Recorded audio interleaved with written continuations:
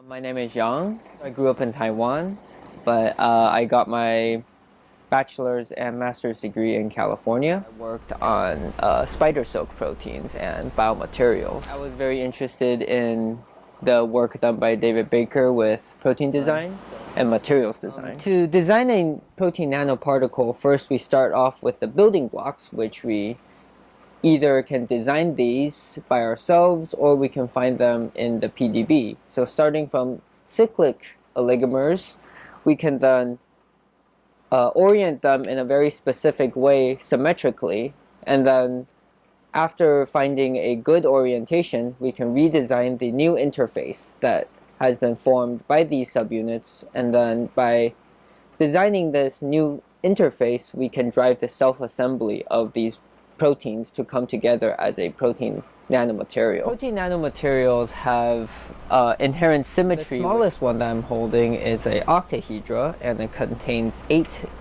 trimeric subunits.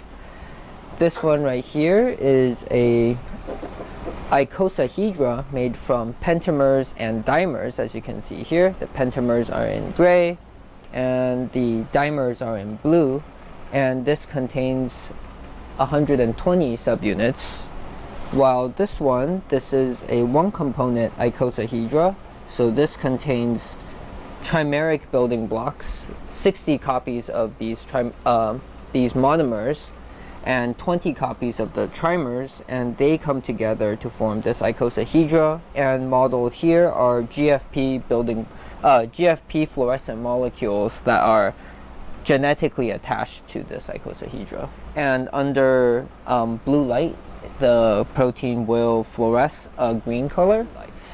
The special properties about it being a protein and attached to a protein cage is that we can control very precisely how many copies of green fluorescent protein that are found on each specific cage. We thought we can come up with a molecule and a technique in which we can produce nanoparticles with very specific and exact fluorescence signals.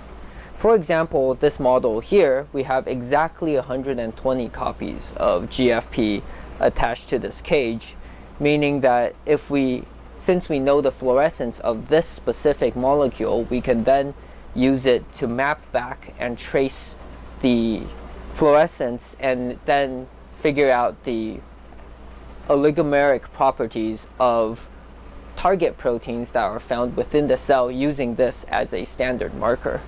If you imagine attaching viral proteins on the surface of this cage, we can use these as vaccines for multivalent display. On the other hand, if you imagine we can put drugs inside the cage, and this would allow us to encapsulate drugs and potentially deliver them to very specific parts of the body. So my direct mentors were Jacob Bale and Neil King and Will Scheffler. So those are the 3 main people I work with on the nano cage projects. I'd like to thank my parents, my family, my wife, and everyone that has been helping me in lab, and David Baker.